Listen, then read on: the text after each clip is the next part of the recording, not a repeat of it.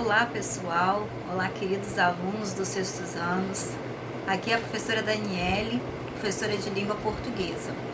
Bom, esse é o nosso primeiro contato com o videoaula, né? E teremos outros momentos desses para a gente poder estar falando, né? Antes de mais nada, eu quero passar para vocês o meu e-mail. Caso vocês queiram mandar alguma coisa para mim, então vocês anotem aí, dlaesilva@gmail.com. Mas não esqueçam que vocês têm o aplicativo e o site da escola, no qual vocês podem mandar também, da mesma forma que eu mandei uma mensagem para vocês poderem ler, assistir bons filmes nesse período, vocês possam mandar para nós professores também. Escolhe lá o professor e manda a mensagem que vocês gostariam, né? Alguma dúvida com relação, né? Alguma coisa. Por exemplo, no site, né, no aplicativo, já tem atividades mandadas por nós professores. Eu mandei 3 atividades. Essas 3 atividades que eu enviei, elas vão ser recolhidas quando nós retornarmos para a escola, né? Tem a da notícia sobre o coronavírus, o Covid-19, no qual vocês teriam que pegar uma manchete, uma notícia, e embaixo vocês fazerem 2 coisas. A primeira, fazer um questionário. O que é um questionário? Perguntas e respostas sobre o texto que vocês escolheram, sobre a reportagem que vocês escolheram. E depois, vocês poderem fazer uma síntese. Uma síntese é um resumo. O que vocês entenderam daquele texto, né? Aí vocês vão fazer isso numa folha separada que vai ser entregue, vai ser recolhido quando retornarmos. A segunda foi sobre o livro Compromisso com o Bem, do Fernando Carraro. É para vocês lerem, ou quem ainda não leu, né? Quem não leu. Quem já leu vai reler o livro. E aí vocês vão, da mesma forma que nós fizemos em sala de aula, mas agora individual. Vai ler o capítulo, coloca o título do capítulo e o que vocês entenderam daquele capítulo, tá? Façam isso com o livro. No retorno, nós recolheremos esse material e antes disso a gente vai discutir sobre o livro mais uma vez em sala de aula, lembrando da importância do compromisso com o bem. E esse é um momento muito propício para falar e para fazer isso, né? A gente vê a necessidade de tantas pessoas aí com as ajudas, né? Que estão precisando.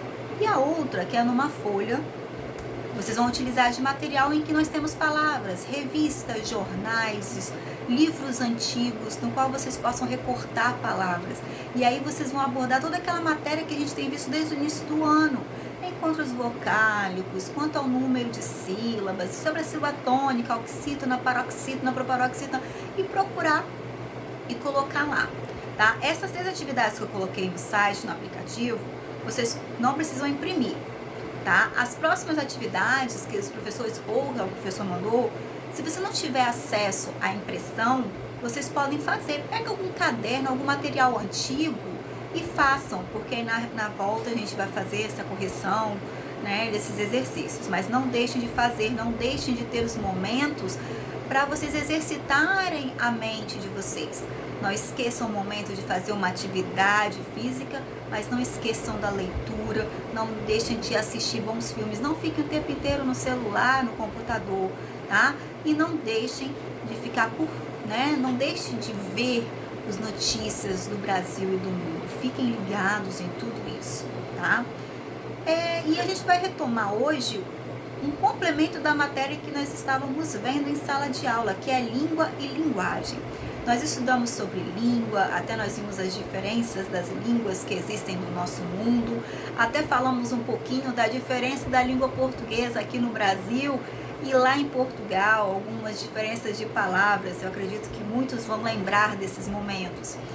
Vimos que a linguagem, né, esse processo comunicativo serve de interação entre as pessoas. Vimos a linguagem verbal, não verbal e a multimodal ou mista. Nós vimos também os interlocutores de uma linguagem, de uma conversa, né, que é o locutor e o locutário. Lembra do bilhetinho, que um deixou um bilhetinho, o outro recebeu o bilhetinho?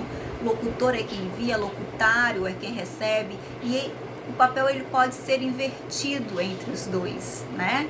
O locutor passar a ser locutário e vice-versa. E aí hoje nós vamos levantar um outro ponto, que é o sobre variação linguística. Variação, mudanças, tipos. Então nós temos aqui vários tipos de linguagens, é a nossa variação linguística, tá? Existem diferentes usos da língua falada e escrita, né? Por exemplo, se você vai escrever um bilhetinho para um amigo, você vai usar de gírias, vai usar da linguagem que você fala, né? Agora, se você tiver que mandar um relatório, por exemplo, para uma diretora da escola, você não pode usar dessa linguagem coloquial. Você tem que ter mais uma linguagem formal.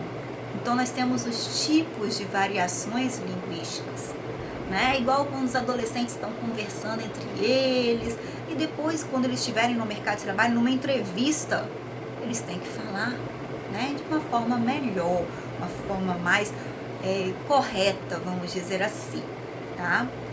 E aí, essas mudanças, elas vão variando de diferentes formas, social, regional, pela faixa etária, né? Então, nós temos os tipos de variação linguística. O primeiro que nós temos é de região, de lugar para lugar.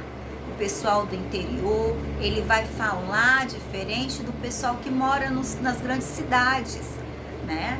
O pessoal de classe social também diferente, o pessoal que tem um grau de instrução mais alto e aquelas pessoas que estudaram menos, tem um tipo de linguagem diferente, então uma variedade linguística diferente.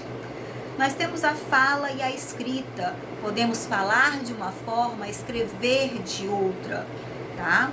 E a formalidade, né, e a informalidade. Quando eu estou conversando com um amigo, eu posso ser informal. Agora, quando eu estou falando, por exemplo, com um juiz, eu tenho que ter mais formalidade, né? E de uma geração para outra geração. Se você pegar um grupo de vovô e vovó conversando, vocês vão ver que eles têm uma linguagem diferente do que a gente pegar adolescentes de hoje conversando, de criancinhas pequenas conversando. Então, isso é de geração em geração.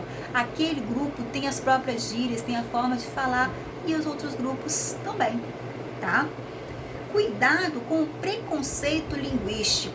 A gente ouve uma pessoa falando, tauba, ele está falando errado, que burro, não sabe falar. Isso é preconceito linguístico. Nós acabamos de ver que nós temos vários tipos de variedade linguística. Então, gramaticalmente, não está certo, mas ele é a forma daquela pessoa estar falando. O certo é a gente depois estar trabalhando de uma forma que ele possa aprender o correto. Mas é preconceito linguístico chamar aquela pessoa de burro, etc. e tal, por causa dessas formas de falar, tá? Então, isso aí tudo parte da norma culta. E gíria, como eu falei um pouquinho antes, cada grupo tem os seus gírias.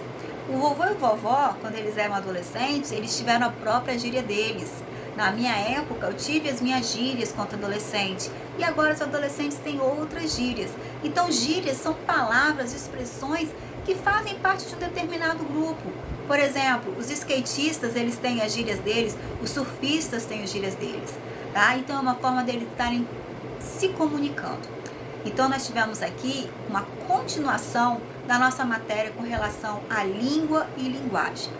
Língua, linguagem, os tipos de linguagem verbal, não verbal, multimodal, a interação, né? A variação linguística. Então, prestem atenção nisso. E mais uma vez, se vocês tiverem alguma dúvida, tá? Procurem mandar mensagem pelo aplicativo, pelo site ou pelo meu e-mail. Repetindo o meu e-mail para vocês, anotem aí. dlaesilva@gmail.com. Identifique lá no assunto quem é, qual assunto que vocês querem tratar, para eu poder abrir com mais confiança, tá? De quem seja. Mas também nós temos as partes de mensagem no nosso site, certo? Eu espero que essa aula, que foi a primeiro nosso contato com o vídeo aula, tenha sido produtivo para vocês. Ah, observação, professora, eu deixei o meu livro de literatura na escola, o que eu faço? Procurem os livros online. Tenho certeza que nós vamos encontrar o compromisso com o bem para você poder ir lendo. E lembrando, se você tiver como imprimir atividades, tudo bem, ótimo. Se não tiver, pegue material antigo, caderno antigo e faça as atividades. Não deixe de exercitar a sua mente, tá? Espero que esteja tudo bem por aí e até uma próxima. Beijo, tchau, tchau.